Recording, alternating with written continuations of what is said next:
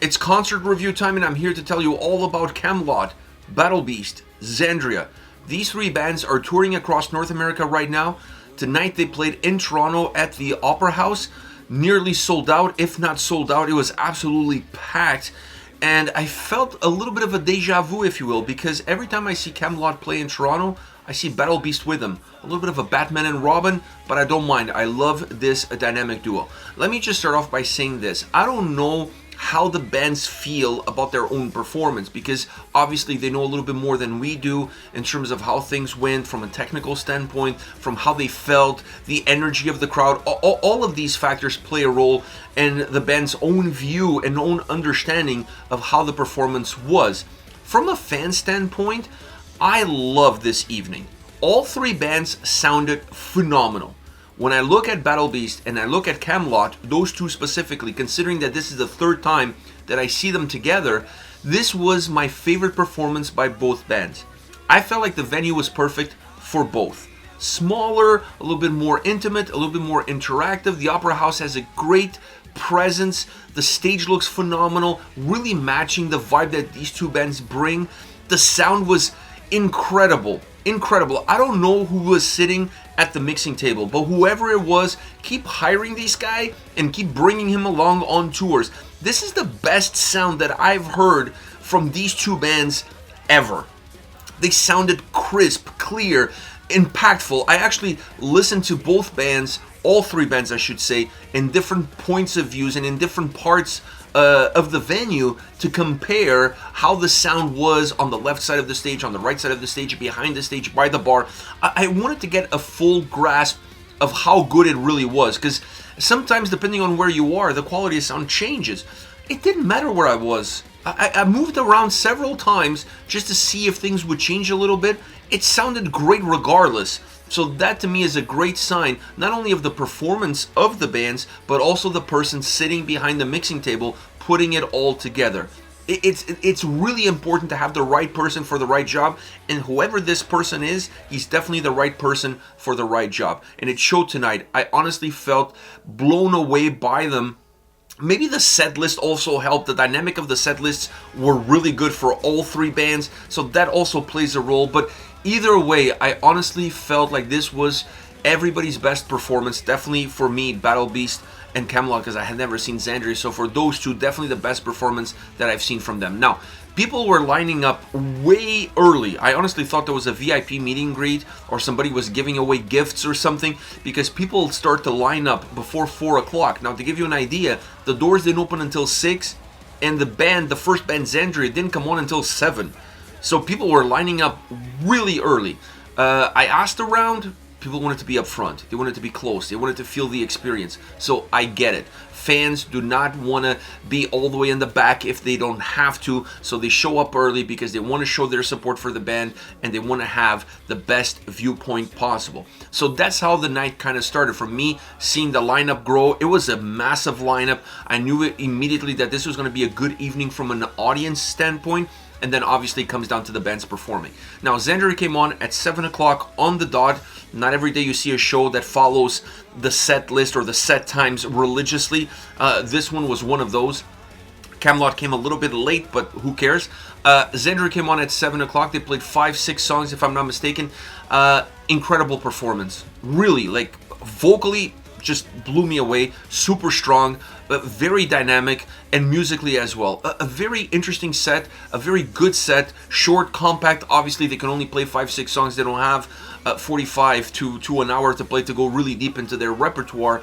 But I felt like it was a set that showcased the history of the band while still showcasing the new record of the band, if that makes sense. So it was a very dynamic set, one that really gave you a sense of not enough. You wanted more from them because it was really quick. It felt really quick. It went by quickly. It moved really fast. And there was not a lot of time for interaction between band and fans.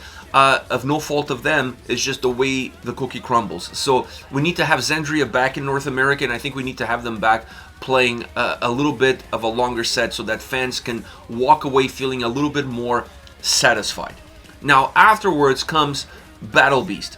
I'm still waiting for the day where I'm going to get to hear Black Ninja live. If I win the lottery, I'm going to hire these guys to play Black Ninja for an hour, back to back to back to back to back to back. I'm sure they'll love me for it, but if I win the lottery, I don't give a shit. I'm going to throw a pile of money at them, and that's exactly what I want for my birthday. So it's still not going to be the night. Tonight was not the night where Black Ninja was part of the set list. I'm kind of giving up on it. I think they've gotten so tired of playing that song that that song is no longer there. It's like Radiohead deciding that they're never going to play Creep again. Whatever. It's their choice. One that I do not support, I must say. I should start a GoFundMe to raise that money for that Black Ninja only concert. Maybe that's an idea for the future. Who knows? Maybe an OnlyFans. Maybe that's what I need to do. But either way, it was not the night, and I don't think that night will ever come. Hopefully one day on my deathbed, if I get a wish, that's what I'm going to wish for. But either way, their performance was outstanding. Best Battle Beast performance by far.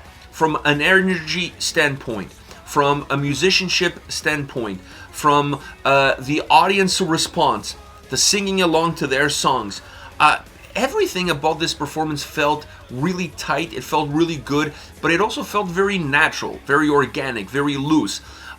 Same thing I said about Xandria. I think fans wanted more. We've seen Battle Beast now in North America several times in support of Camelot. I think it's time for Battle Beast to take the next logical step, and that is to do a headlining tour across North America.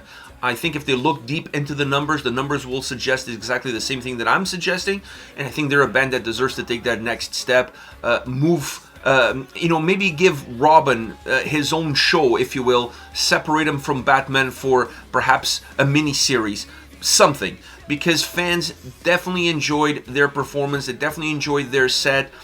They played songs from the last 3 records. They played the songs that I was hoping that they would play. When you look at those 3 albums, I honestly can't think of another song that I would rather see there that they didn't perform. So Eden has got to be one of my favorite songs when it comes to that part of their discography. It's one of my favorite songs when they perform it live. It has great energy, it has great sound. Nora sounds outstanding.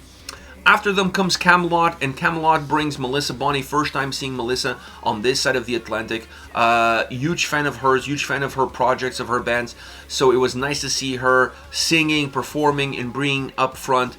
Loved her, loved Camelot. This set list from Camelot was quite different from the previous set list, from the previous tour. Obviously, they have a new record that's going to add new songs, but I felt like this set list worked a lot better. More dynamic, more engaging, pushing some of perhaps their bigger songs later in the set, moving some of those songs into the encore. I think these are all key elements that make the performance feel more fluid, more engaging, more entertaining. The stage production was outstanding with the smoke and the pyro and everything else. The riser for the drummer looked phenomenal. The riser for the keyboard matching the same thing, having this great duality in the background. I honestly felt mesmerized by how good Camelot was tonight, sound-wise, like I said, performance-wise.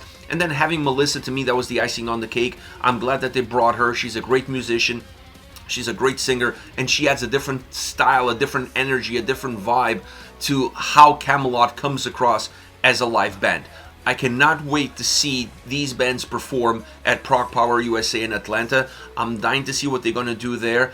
But if this is the set list that they're going to perform there, my God, it's going to be exactly what every fan that's going to attend that festival wants. Dynamic, movement, bright, energetic.